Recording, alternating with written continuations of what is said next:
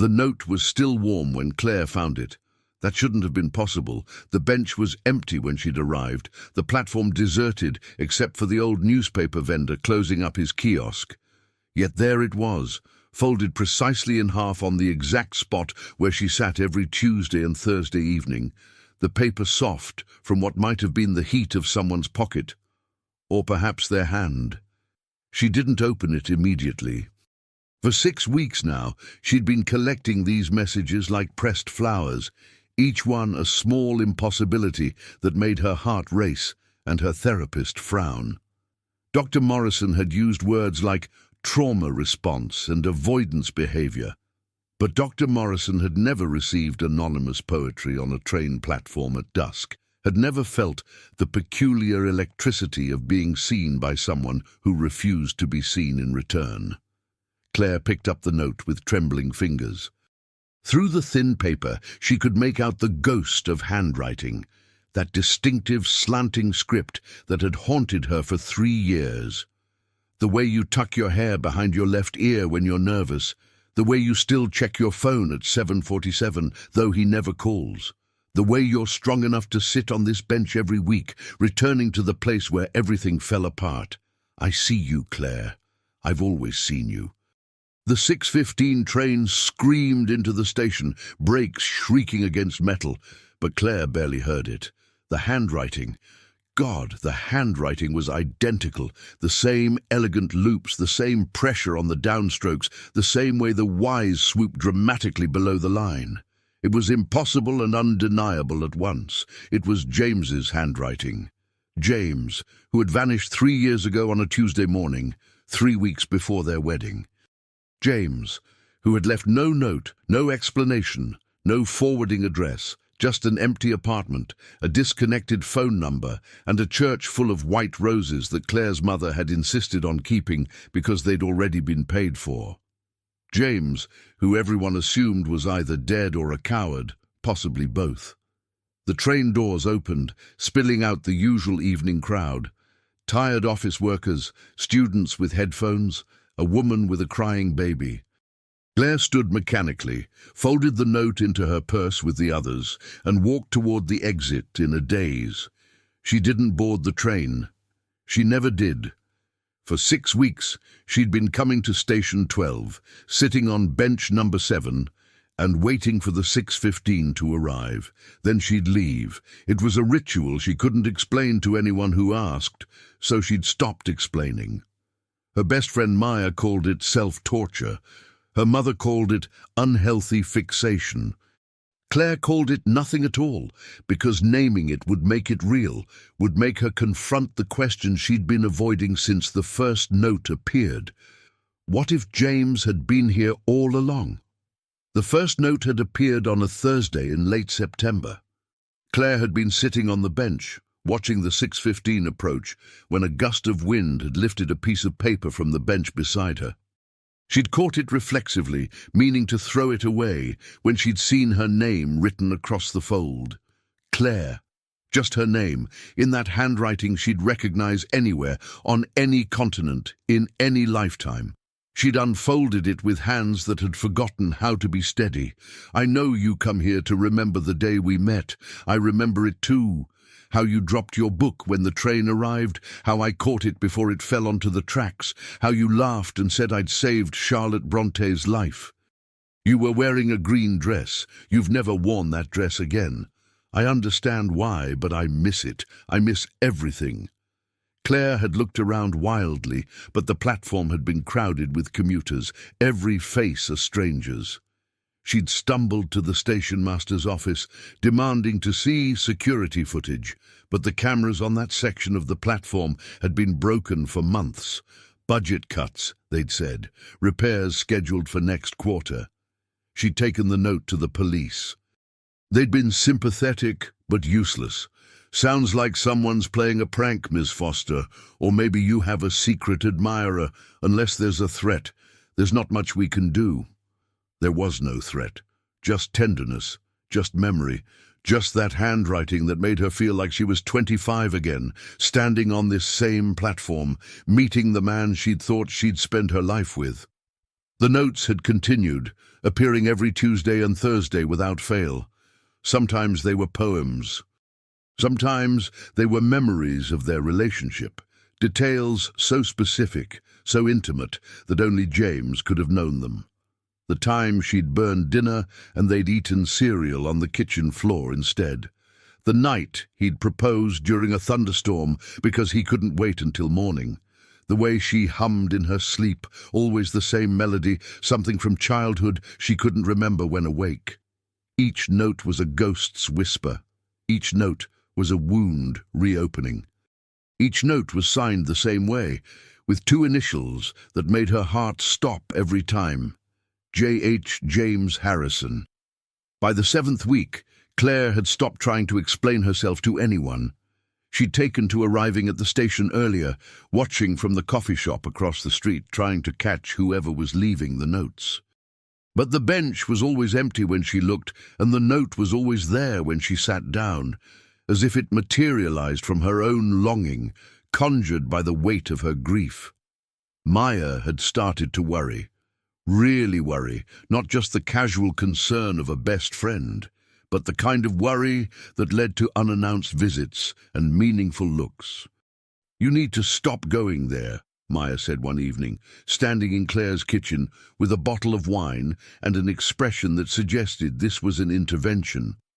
"Whoever's doing this, it's not healthy. It's not him, Claire. He's been gone for 3 years." "I know it's not him," Claire said, but she was lying. She didn't know anything anymore. "Then why do you keep going back?" Claire had poured herself a glass of wine she didn't want and stared at the notes spread across her kitchen table. 17 messages, each one a small fragment of a life she'd lost. "Because what if he's trying to tell me something? What if he couldn't come back before, but now he can? What if he needs me to understand something?" "Or," Maya said gently, "what if someone found his old letters and is using them to manipulate you? What if this is someone dangerous, someone obsessed?" Claire had considered this, of course, had lain awake imagining stalkers and con artists and elaborate schemes. But the notes never asked for anything, never demanded or threatened. They were just there, like breadcrumbs leading to a truth she couldn't yet see. "1 more week," Claire had promised. "If nothing changes, I'll stop going." But things had changed. The most recent note, the one she'd found tonight, had been different from all the others. "Tomorrow, 6:15, I'll be on the platform. I'm ready for you to see me now." Tomorrow was Friday. In 17 hours, Claire would finally see the face behind the handwriting, and she wasn't sure if she wanted it to be James or if she was terrified it would be. She barely slept. Friday arrived wearing the colors of autumn, gold and amber, and the particular quality of October light that made everything look like a memory. Claire called in sick to work, which she never did, and spent the day in a kind of feverish preparation, as if she were getting ready for a first date instead of a confrontation with a possible ghost. She wore the green dress. It had been buried in the back of her closet for 3 years, wrapped in tissue paper like a body in a shroud. It still fit perfectly, which felt both miraculous and cruel. Maya had texted 17 times. Claire hadn't answered any of them. At 5:30, she left her apartment. At 5:47, she was standing across from Station 12, watching commuters flow in and out like water. At 6:00, she crossed the street and descended the stairs into the station. The platform was crowded with the Friday evening rush, people eager to start their weekends, clutching gym bags and grocery sacks, scrolling through their phones. Claire moved through them like a ghost herself, aware that she was walking toward something that would either heal her or break her completely. Bench number 7 was empty.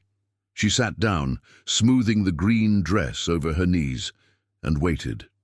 6:10. The crowd began to thin as trains arrived and departed. 6:12. A man in a grey suit sat on the bench beside her, then stood up again, muttering about the time.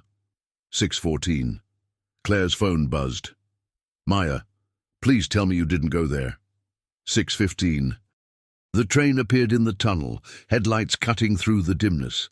Claire stood, her heart hammering so hard she thought everyone must hear it, must wonder what was wrong with the woman in the green dress who looked like she'd seen a ghost.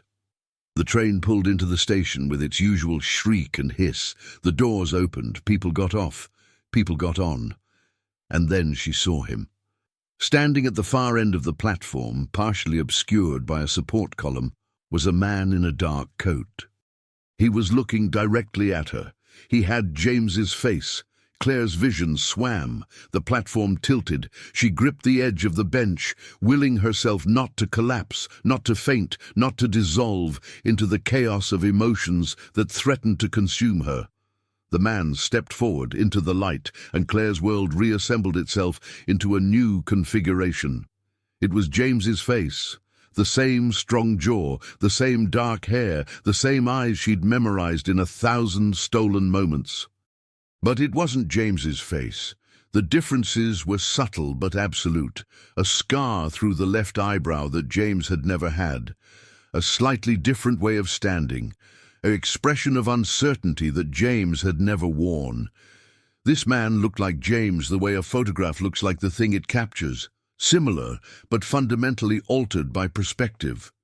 The man started walking toward her. The train departed behind him. The platform emptied. And Claire stood frozen, trapped between running toward him and running away. He stopped 5 feet from her bench. Up close, the differences were more obvious.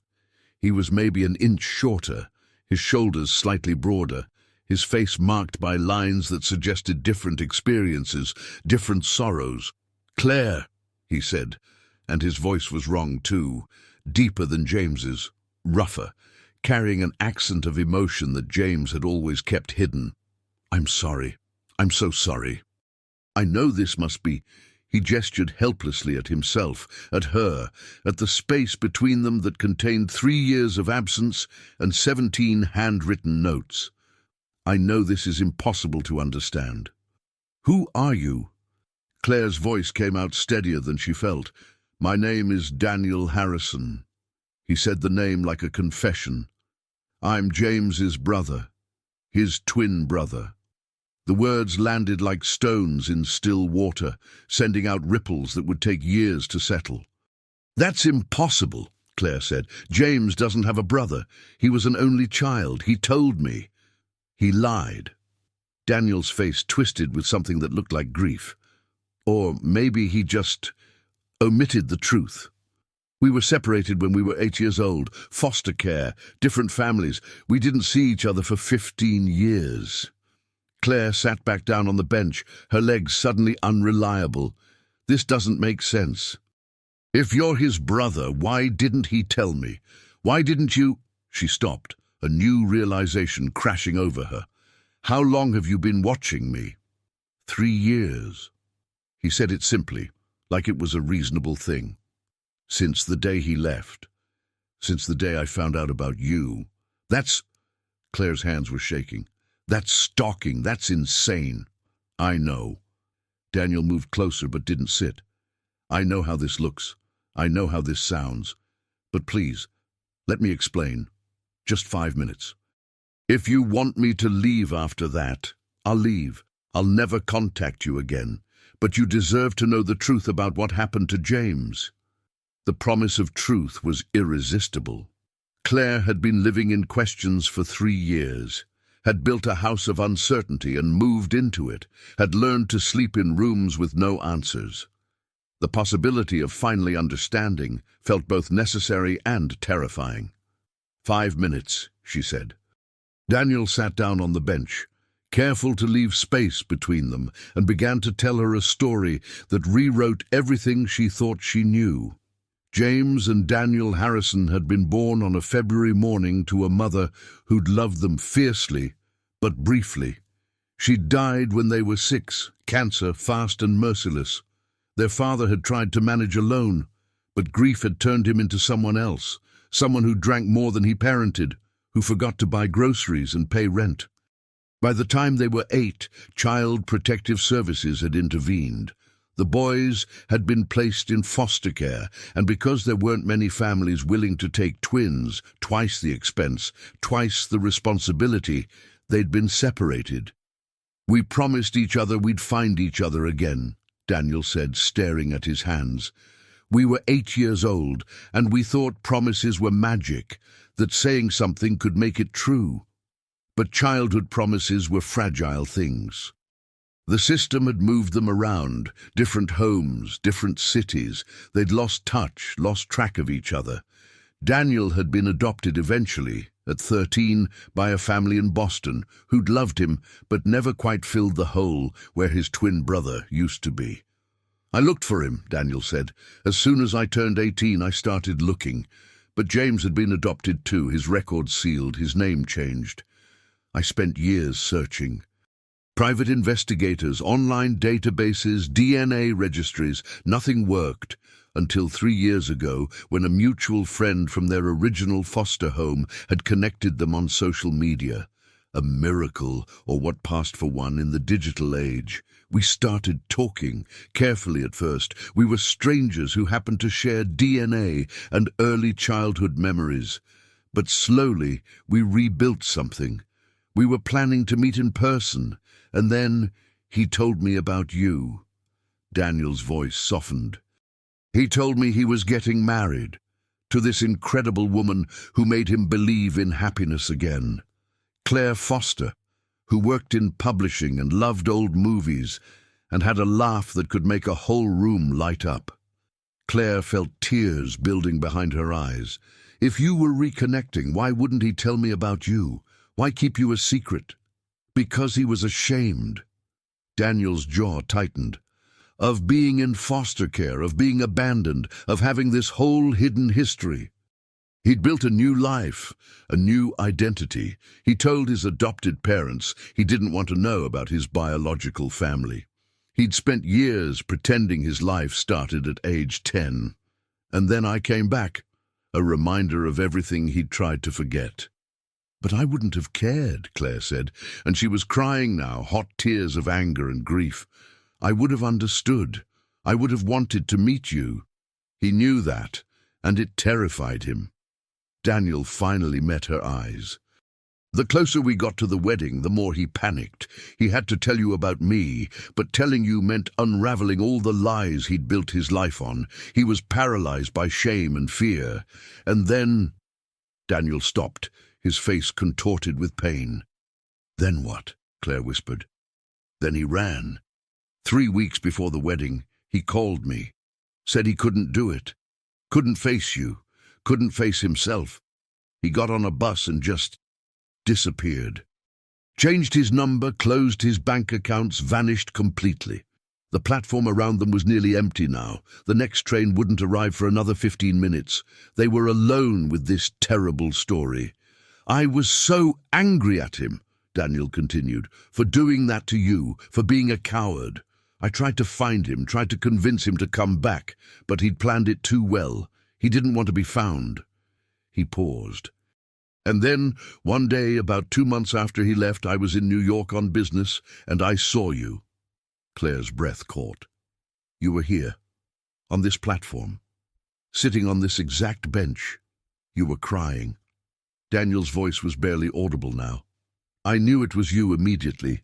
James had shown me so many pictures, and I wanted to approach you, wanted to tell you everything, but I couldn't, because you were grieving, and I looked exactly like the person who'd hurt you. I thought seeing me would be cruel. So instead you started stalking me? No, I mean, yes, but not intentionally. I came back the next week to see if you'd be here again, and you were, and the week after that, always on Tuesday and Thursday evenings, always sitting on this bench, watching the 6:15 train." He ran a hand through his hair. "I realized you were coming here because this is where you met James. This exact spot. He'd told me the story, how romantic it was, how he'd known immediately that you were special. So you started leaving notes." "I started leaving notes," Daniel confirmed. "I told myself I was just keeping you company, making sure you knew someone saw you, saw your pain. But the truth is more complicated than that.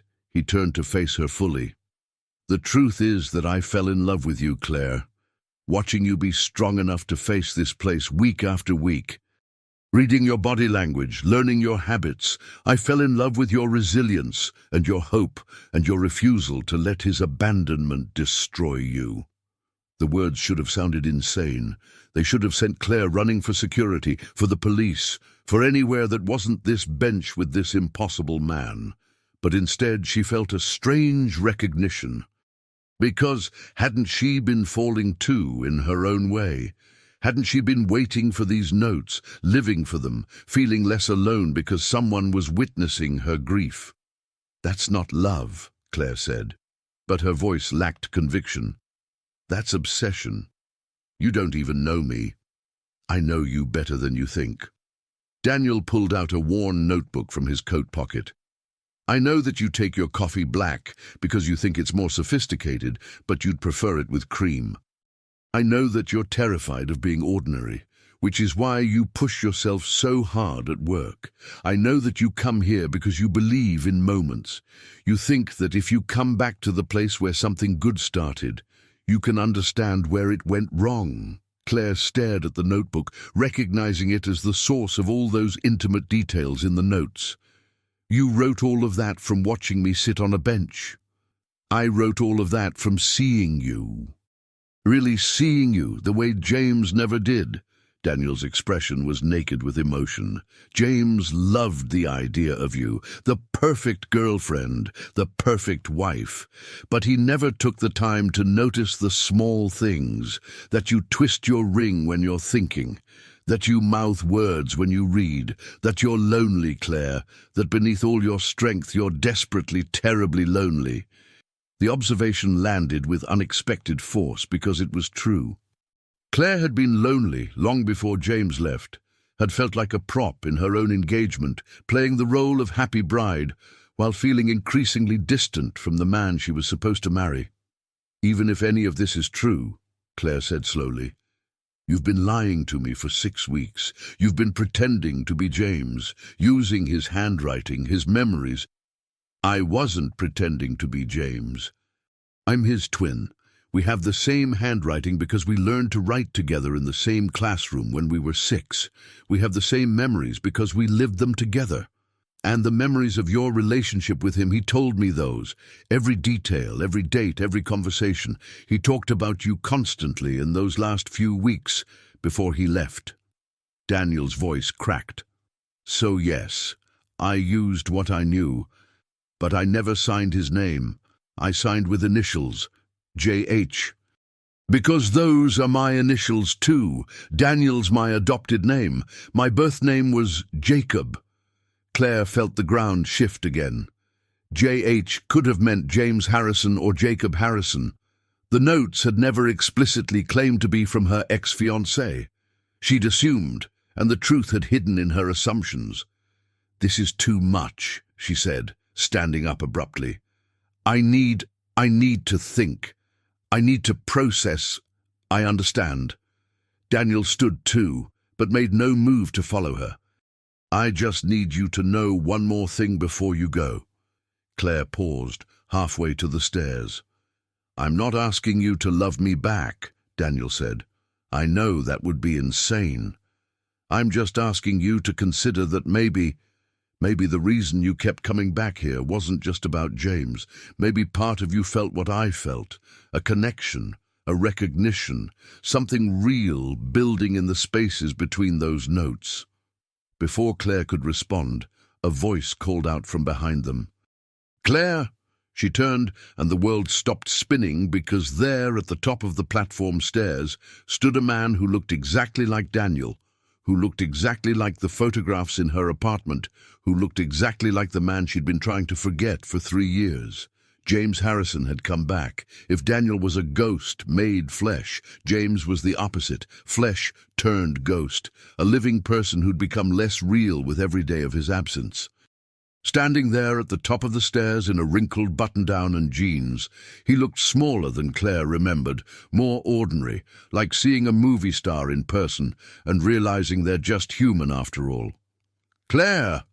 James said again, descending the stairs slowly, as if approaching a wild animal.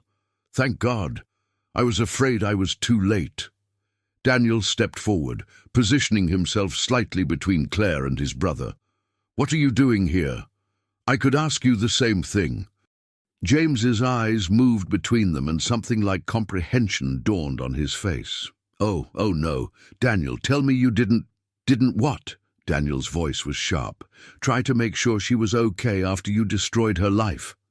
Is that what you call leaving cryptic notes and stalking her for months?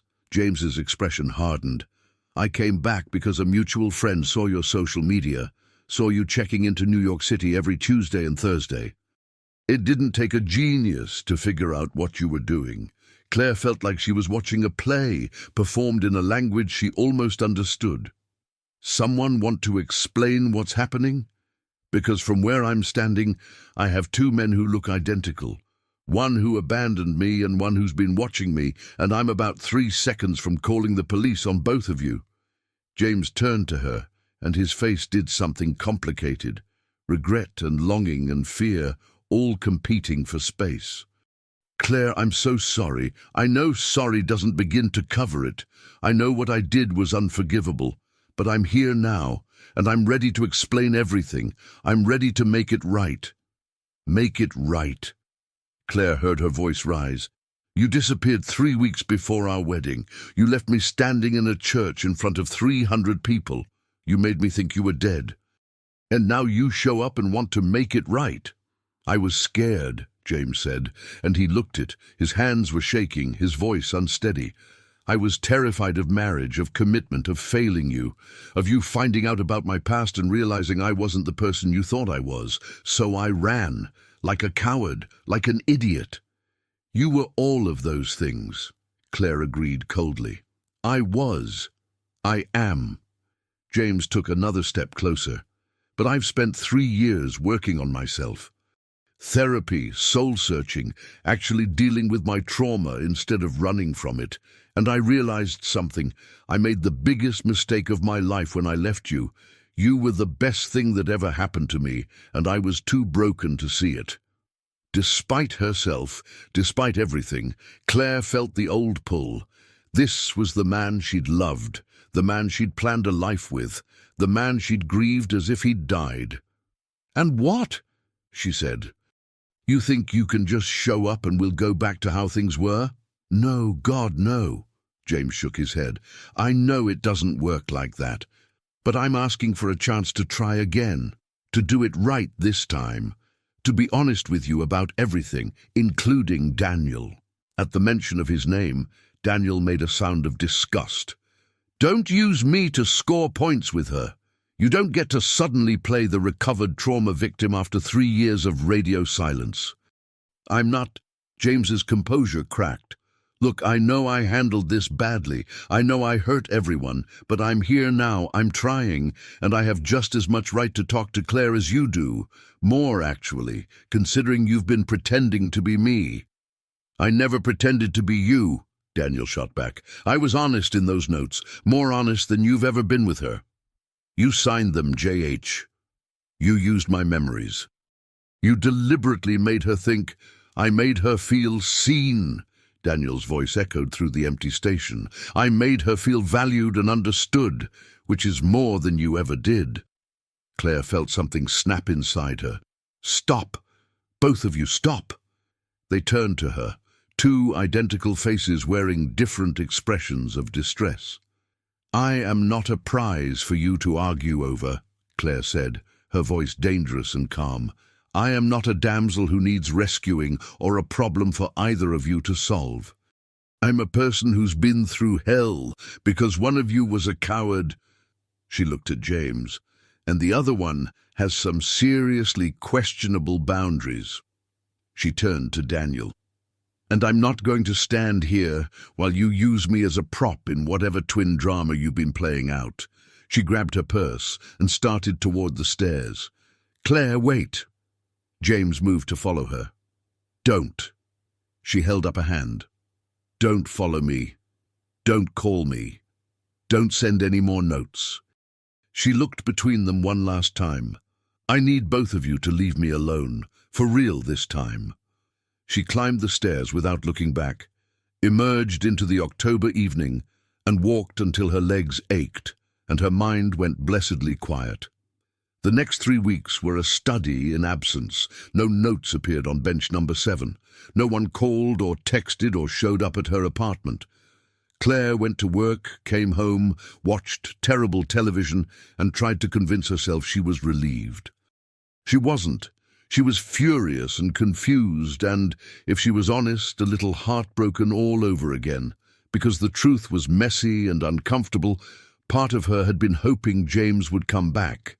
And another part, a part she didn't want to examine too closely, had been hoping the notes would continue, that the strange connection she'd felt with their author would continue to grow in the dark. Now she had neither, just silence and her own thoughts, which were poor company. Maya had been sympathetic but firm. You need to move on from both of them. James is a walking red flag, and Daniel is, I don't even know what Daniel is, a romantic stalker, a well-intentioned creep. It's all too tangled. Maya was right, of course. But Claire had never been good at doing the sensible thing. On a Thursday evening 3 weeks after the confrontation, Claire found herself standing outside Station 12. She hadn't planned to come here. She'd told herself she was done with this place, done with ghosts and memories and impossible men. But her feet had carried her here anyway, following the groove of old habits. She descended the stairs slowly. The platform was nearly empty. It was past rush hour, that quiet time between the workday crowd and the dinner crowd. Bench number 7 sat vacant under the fluorescent lights.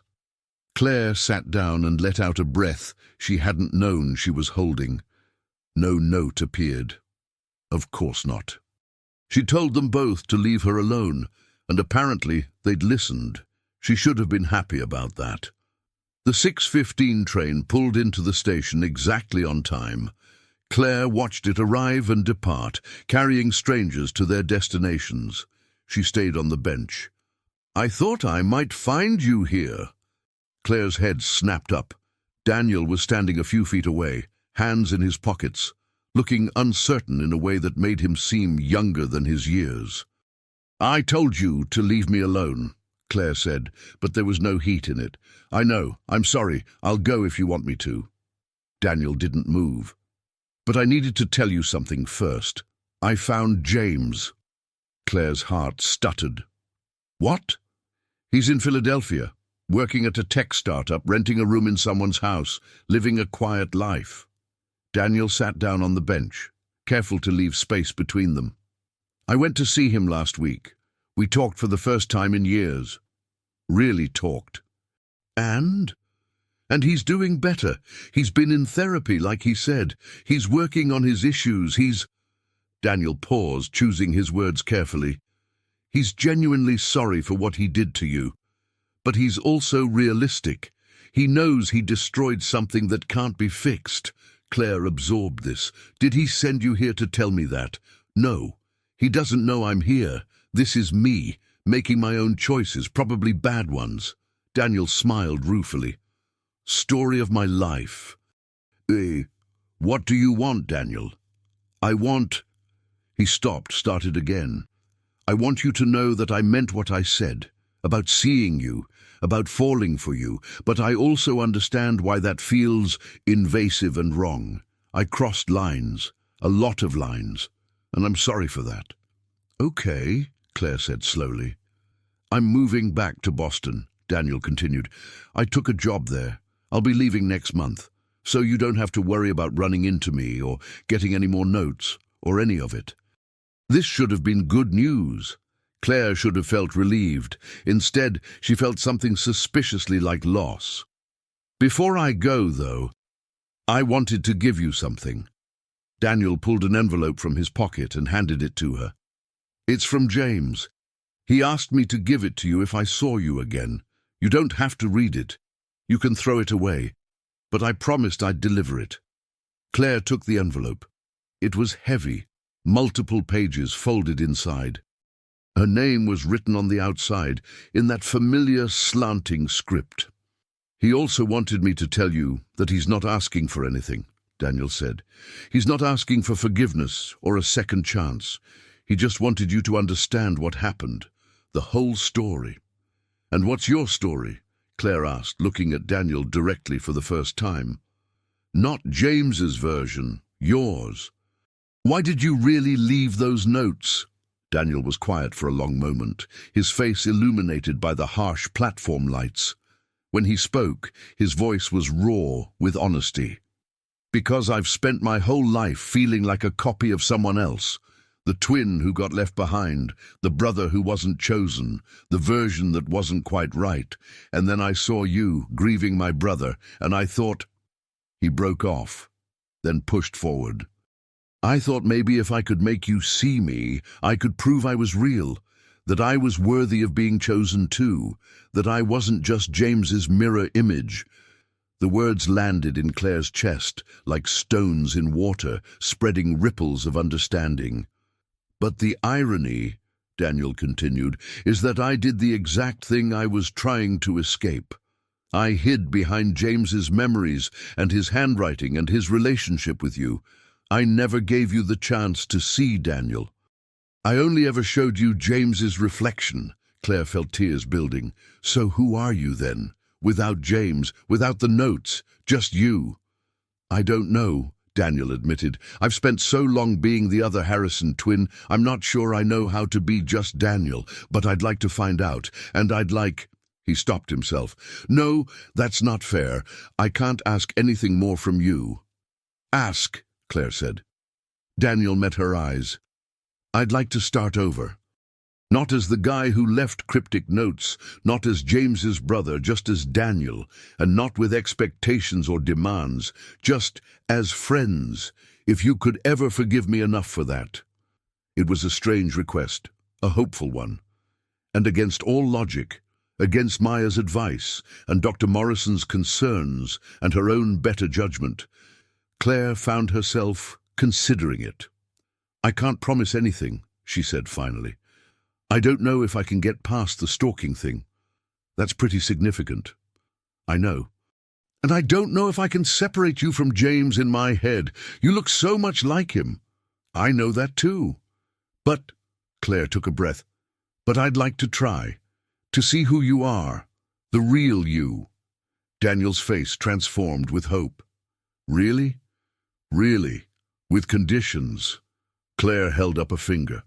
1. Complete honesty. No more games, no more mystery. If I ask you something, you answer truthfully. Agreed. 2. You give me space when I need it. If I say I need time to process, you respect that. Absolutely. 3. We take this incredibly slowly.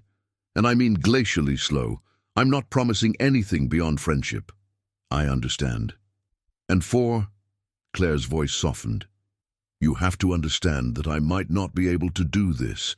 I might try and realize it's too complicated, too tangled with everything that happened with James. And if that happens, you have to let me walk away. Daniel nodded solemnly. If that's what you need, I'll let you go, I promise. They sat in silence for a moment, two people on a train platform, negotiating the terms of a very strange relationship. Can I ask you something? Claire said. In the spirit of honesty. Anything. That first note, the one about me coming here to remember, how did you know that's why I was here? I never told anyone that, not even Maya. Daniel's expression grew thoughtful. Because it's why I would have come here too, if I'd been you. This place represents the last moment before everything fell apart, the last time your life felt like it was moving in the right direction. Coming back here, it's like standing at the edge of the wreckage and trying to remember what the building looked like when it was whole. Claire felt something loosen in her chest. That's exactly what it is. I know. Daniel's voice was gentle. I've spent my whole life returning to moments that don't exist anymore. Trying to find my way back to the day before my mother died, before Daniel and I were separated, before everything got complicated. So when I saw you here, I recognized what you were doing. I recognized the look on your face. And you decided to, what? Keep me company in my grief? Something like that. Daniel smiled sadly. Misery loves company, I guess. Even invisible company. Claire looked at the envelope in her hands, James's letter, still unread. Do you know what he wrote? No. He sealed it in front of me, said it was between the two of you. She turned the envelope over, studying the careful way her name was written.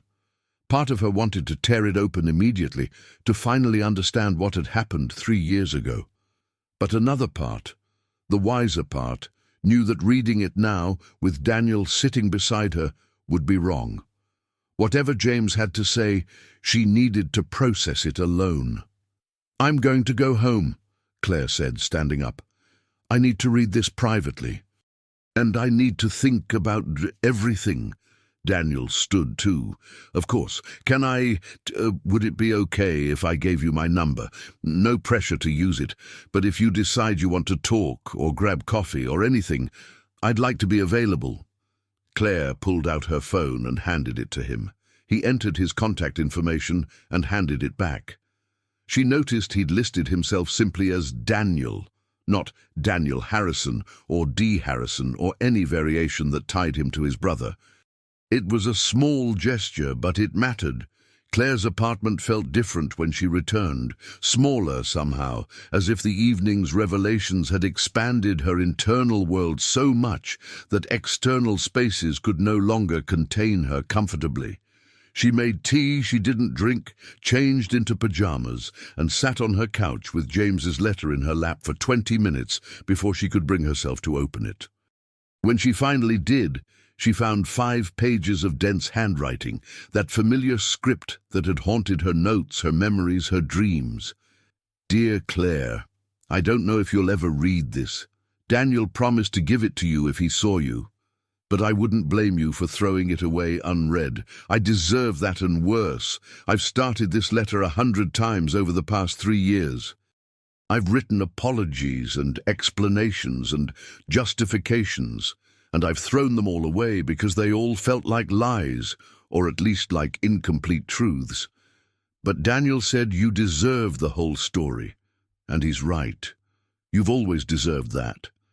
The truth is that I was never brave enough to be the person you thought I was.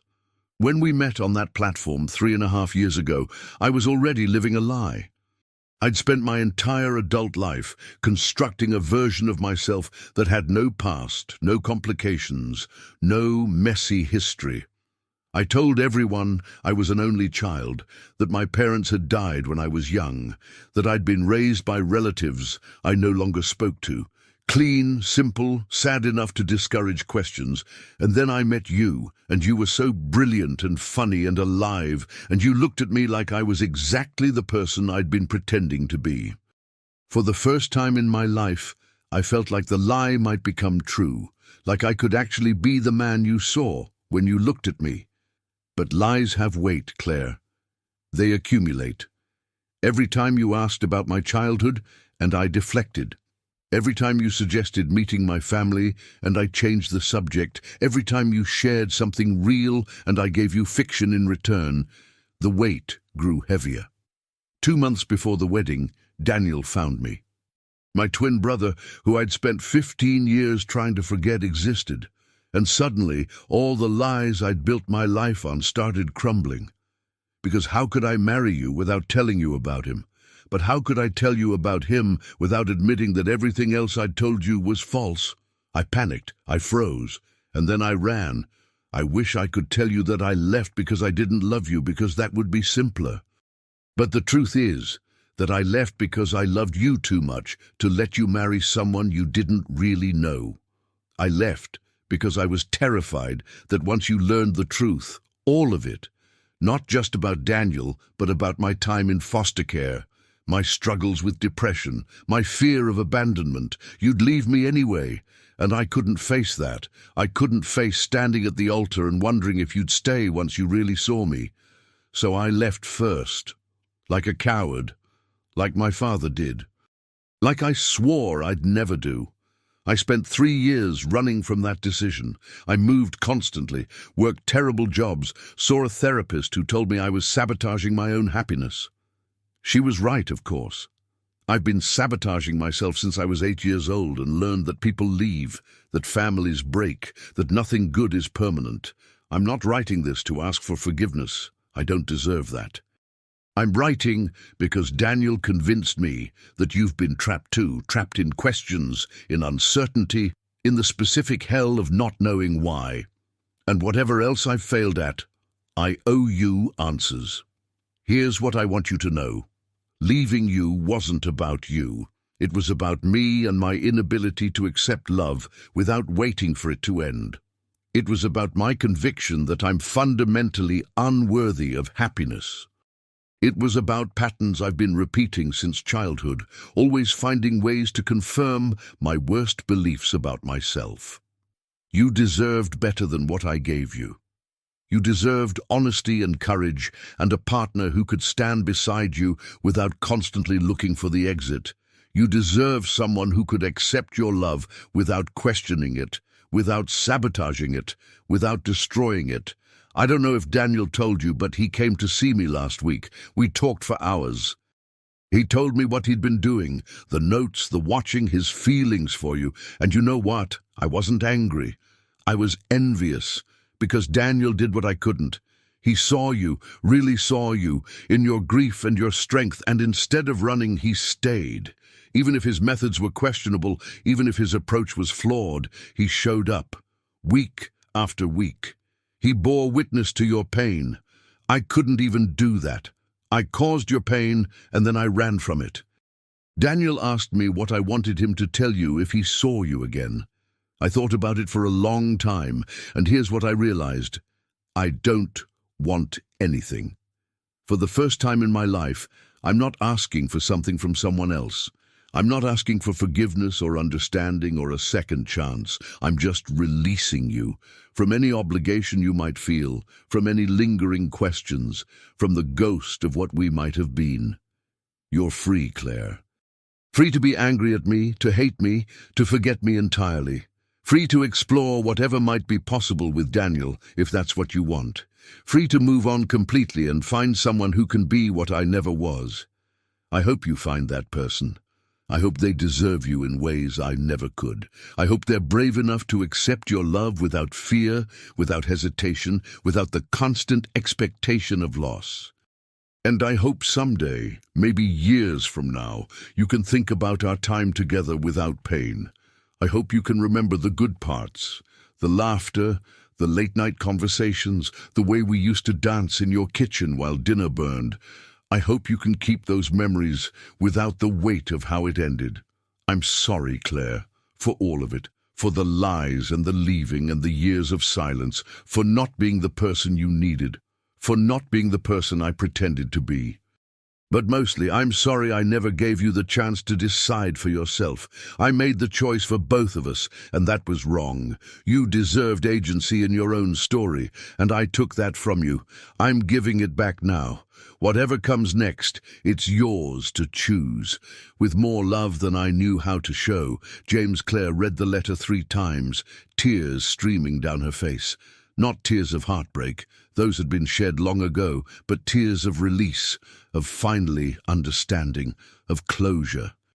James was right about one thing. She'd been trapped in questions, and now, holding the answers in her hands, she felt something shift inside her. The story she'd been telling herself for 3 years about abandonment and unworthiness and love as something that could vanish without warning dissolved into a different narrative. One about fear and trauma and the ways people hurt each other while trying to protect themselves. It didn't excuse what James had done, but it explained it. And explanation, Claire discovered, was a kind of freedom. She picked up her phone and before she could second-guess herself, typed a message to the contact simply labeled Daniel. I read James's letter. Thank you for making him write it. I think I needed to understand. The response came quickly. I'm glad. How are you feeling? Claire considered the question. How was she feeling? Sad, relieved, angry, grateful, exhausted, hopeful. All of it at once, a mess of emotions that would take time to sort through. Complicated, she typed, but less stuck than before. That's something. Daniel? Yes? Would you want to get coffee this weekend? Somewhere that's not a train station, somewhere with no history. There was a longer pause this time. Claire watched the 3 dots appear and disappear several times. I'd like that very much. But I need to ask, are you sure? I don't want to be a replacement for James, or a way to get back at him, or anything other than myself. Whatever that means. Claire smiled despite her tears. His uncertainty was refreshing. Honest. I'm not sure about much, she typed, but I'm sure I want to see who you are when you're not hiding behind notes or memories or your brother's shadow. I'm sure I want to give us, whatever us might mean, a chance to exist on our own terms. Then, yes, coffee. Saturday? Saturday. Claire set down her phone and looked around her apartment, at the life she'd built in the aftermath of abandonment, at the strength she'd developed by learning to stand alone. She'd been so focused on what she'd lost when James left that she'd failed to notice what she'd gained: resilience, independence, the knowledge that she could survive heartbreak and come out whole on the other side. She didn't need Daniel to complete her. She didn't need anyone to complete her. But maybe, just maybe, she could choose to let someone know her, really know her, not the version she thought they wanted to see, but the complicated, messy, real version that included her fears and her flaws and her tendency to sit on train station benches waiting for moments that would never return.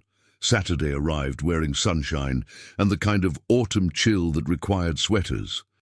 Claire met Daniel at a small cafe in Brooklyn, far from Station 12, far from any place that held memories of James or notes or complicated histories. He arrived early, she noticed, already sitting at a corner table with 2 cups of coffee in front of him. He stood when he saw her, awkward and endearing in his nervousness. "I didn't know how you took your coffee," he said by way of greeting, "so I got 1 black and 1 with cream and sugar. You can choose." Claire smiled and took the 1 with cream. "How did you know?" "Know what?" "That I prefer it with cream. You mentioned it before, that I drink it black but would prefer it with cream." Daniel looked embarrassed.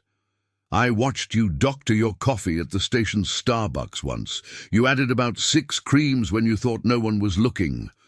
"Stalker," Claire said, but she was smiling. "Reformed stalker," Daniel corrected. "Current person trying very hard not to be weird." They sat down, and for a moment neither spoke. Claire studied Daniel's face, so like James's and yet so different.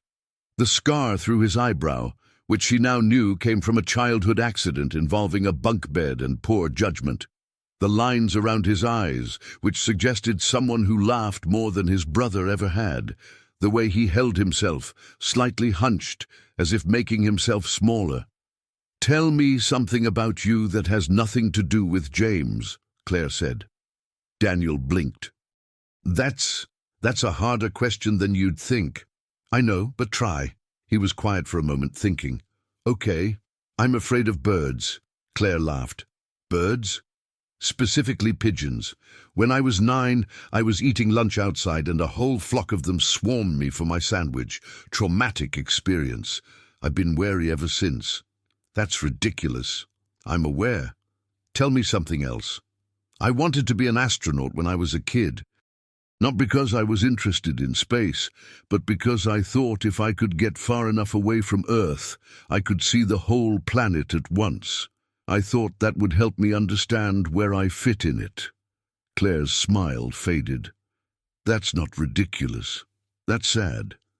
"Yeah, well, therapy's helping with that." Daniel took a sip of his coffee. "Your turn. Tell me something about you that I couldn't have learned from watching you." Claire considered.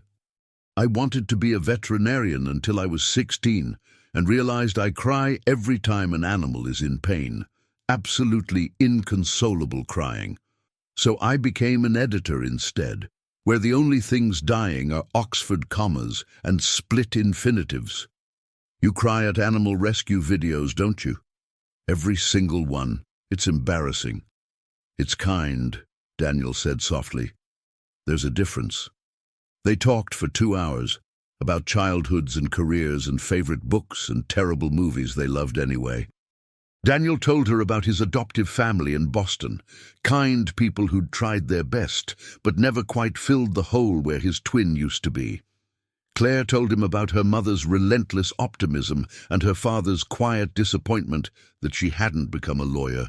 James's name came up only once, when Daniel mentioned that they'd decided to keep their distance for a while. We need to figure out who we are separately before we can figure out who we are as brothers, Daniel explained. 15 years apart left some damage. We're working on it, but it's slow. I get that, Claire said. Sometimes the people we love hurt us just by existing. Not because they mean to, but because their presence reminds us of things we'd rather forget. Exactly. Daniel met her eyes. Is that what I do? Remind you of things you'd rather forget? Claire thought about this honestly. Sometimes, but less than I expected. You move differently than him. You smile more. You listen better. The longer I sit here, the less you look like James, and the more you look like yourself. Something in Daniel's expression shifted. Hope mixed with relief. I was worried I'd always be his echo to you. You probably will be. A little, Claire admitted. But I think I can live with that. We all carry echoes of other people. Ex-partners, family members, versions of ourselves we used to be. The question isn't whether the echoes exist. It's whether we let them drown out everything else. Daniel reached across the table and very carefully, very tentatively took her hand. I don't want to be an echo, Claire. I want to be a voice. My own voice. Claire looked at their joined hands, his fingers slightly longer than James's had been, his grip gentler, his skin warmer. Then be Daniel. Not James's brother, not the guy from the notes, just Daniel. I'm not sure I know how yet. Then we'll figure it out together, slowly. With lots of mistakes and awkward conversations and moments where we're not sure what we're doing. Daniel's smile was sunrise bright. That sounds perfect. 3 months later, Claire stood on the platform of Station 12 for the first time since October. She wasn't alone. Daniel stood beside her, his hand in hers, his presence solid and real in a way the notes had never been. Are you okay? He asked softly. I think so. Claire looked at bench number 7 where so much had unfolded. Where she'd mourned and hoped and finally moved forward. It's strange being back here. It feels like visiting a museum exhibit of my own life. We don't have to stay. No, I want to. I need to say goodbye to it properly. To the version of me that used to sit on that bench every week. They walked to the bench together and sat down. It was a Sunday afternoon, the platform busy with weekend travelers. No one paid them any attention. They were just another couple among many, unremarkable, ordinary. Claire pulled out a small box from her purse. Inside were all 17 notes she'd collected over those strange weeks. She'd kept them in her desk drawer, unable to throw them away, but unable to look at them either. I think it's time to let these go, she said. Daniel looked at the box. Are you sure? They're part of your story. They're part of our story, Claire corrected. The beginning of it. But I don't want to carry them around anymore. I don't want to keep living in the past. What are you going to do with them? Claire smiled. I thought I'd leave them here, for someone else to find. Maybe another person who's sitting on this bench feeling lost. Maybe the notes will mean something different to them. Maybe they'll be exactly what someone else needs to hear. Together, they scattered the notes along the bench, weighted down with small stones so they wouldn't blow away.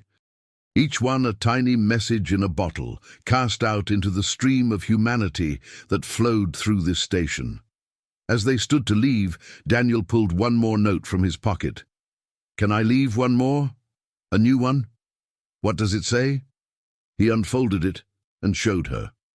In that familiar, slanting script it read, To whoever finds this, You're seen. You're valued. Your grief is real, and your hope is valid. Whatever brought you to this bench, know that endings are also beginnings. Know that the story isn't over. Know that the best parts might still be ahead. D.H. Claire felt tears prick her eyes. That's beautiful. I wanted to leave something true this time. Something that isn't hiding behind someone else's identity. They placed the note on the bench alongside the others and walked hand in hand toward the stairs. Behind them, the 6:15 train arrived right on schedule. Doors opened, passengers flowed out and in, and the train departed again, carrying people toward whatever futures awaited them. Claire didn't look back. She'd spent too many months looking backward, trying to understand what had happened, trying to return to moments that existed only in memory. Instead, she looked forward, at Daniel beside her, at the stairs leading up to the street, at the life they were building together, one awkward, honest, imperfect day at a time. "Where to now?" Daniel asked as they emerged into the February sunshine. Claire thought about it.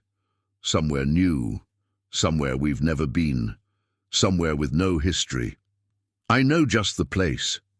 They walked together through the city, two people writing a new story with no notes, no ghosts, no twin brother shadows falling across their path. Just themselves, finally, honestly, completely. Behind them, on bench number 7, a young woman sat down to wait for her train. She noticed the scattered notes immediately, picked one up with curious fingers, and began to read. The cycle continued. Stories ended and began and ended again, each one leaving traces for the next. And somewhere in Philadelphia, James Harrison stood at his own train station, watching passengers come and go, and thought about the woman he'd loved and lost, and finally, fully let go. He thought about his brother, finding happiness in ways he never could. He thought about the therapist who told him that the first step toward healing was forgiving himself. He wasn't there yet, but he was trying. That was something. That was enough. The train arrived, James boarded it, and the world kept turning, carrying them all forward, whether they were ready or not. 1 year later, Claire stood in front of a different bench in a different station, this time in Boston, where she'd moved to be closer to Daniel's family and the life they were building together. She was happy, not the uncomplicated happiness of fairy tales, but the earned happiness of someone who'd survived heartbreak and chosen to love again anyway. The complicated happiness of real life, with its arguments and reconciliations and moments of doubt and moments of certainty. Daniel proposed to her on a Tuesday evening, not at a train station. They'd agreed those spaces held too much history. Instead, he proposed in a bookstore in the poetry section, while she was distracted by a collection of Mary Oliver poems. "Claire Foster," he said, kneeling between the stacks, "I want to spend my life seeing you, really seeing you. Not the version you think I want, not some idealized fiction, just you, exactly as you are. Will you marry me?" She said yes before he finished the question. They married 6 months later in a small ceremony with close friends and family. James wasn't there. They'd invited him, but he'd declined politely, saying it didn't feel right. Daniel's adoptive parents came, warm and teary-eyed. Claire's mother cried through the entire ceremony. Maya served as maid of honor and made a speech about how she'd never trusted Daniel until she saw the way he looked at Claire, like she was the only real thing in a world of illusions. On their wedding night, Daniel gave Claire a small box wrapped in brown paper. "What is it?" she asked. "Something I wrote, but you can't read it until tomorrow, after I'm already out of the room and can't see your face." Claire laughed. "That's suspicious." "Trust me." The next morning, after Daniel left for a run, Claire opened the box. Inside was a single note, written in that familiar script, "Dear Claire, this is the last note I'll ever leave you. Not because I'm disappearing, but because I'm finally here, fully present." No more hiding behind paper and distance. Thank you for giving me the chance to be seen. Thank you for being patient while I learned how to be Daniel instead of James's reflection. Thank you for choosing me, not because I'm convenient or familiar, but because of who I actually am. I promise to spend the rest of our lives earning that choice. I promise to see you, to know you, to choose you back every single day. This isn't a note from a stranger on a train platform. This is a promise from your husband on the first day of forever. All my love, all of me. Daniel Clare folded the note carefully and placed it in her wallet, where it would stay for the next 40 years. A reminder of endings that became beginnings, of ghosts that became flesh, of the strange and winding path that led her from heartbreak to wholeness. Outside, the city moved forward. Trains arrived and departed. People sat on benches, waiting for their lives to change. And somewhere in all that motion and change and waiting, love, messy, complicated, real love, found ways to survive. Thanks for watching this incredible story. If you enjoyed the video, don't forget to like it and subscribe to the channel. Here at Heartfelt Storytime, you have new, beautiful stories every day. Don't miss out. See you next time.